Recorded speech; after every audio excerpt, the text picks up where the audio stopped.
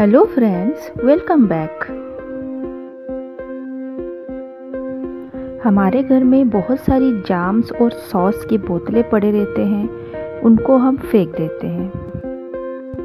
इन bottles और jars को reuse करके हम बहुत सारी चीज़ें बना सकते हैं, जैसे कि यहाँ पे मैं डिज़ाइनर शुगर और टी कंटेनर्स बनाई हूँ और टी लाइट होल्डर्स की तरह भी यूज़ कर सकते हैं।